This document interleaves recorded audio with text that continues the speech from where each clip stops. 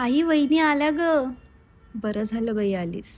आता सगळी कामं तुझ्यावर सोपवून मला दिवसभराचं निवांत बसायला भेटेल. थोडं पाणी आणतेस का ग मला? आई वहिनी आत्ताच आली ऑफिसवरून, लगेच कसं तिला काम लावलं?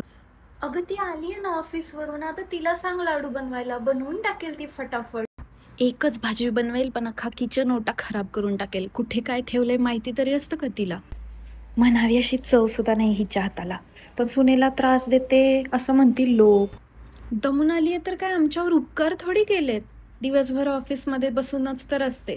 4 भांडी घासली म्हणजे काय तिच्या हाताला भोकं पडत नाहीत. आम्ही तिच्या वयात असताना शेतातली कामं करून घरातली सुद्धा कामं करायचो. आणि हे काय नवीन ऑफिसचं नाटक? सण आहे म्हणून तरी काम सांगतेय मी, नाहीतर सगळं मीच करून असते. आणि काम केलं म्हणून काय बिघडतंय का? सणांचं तर करतेय ना. असा दिवस घालवत असेल ऑफिसमध्ये बसून बसून. थोडं काम केलं तर काही बिघडत नाही.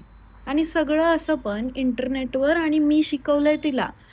माझ्या मुलाला तर इतका फराळ आवडतो, पण काय माहिती हिच्याबरोबर असताना भेटतोय की नाही.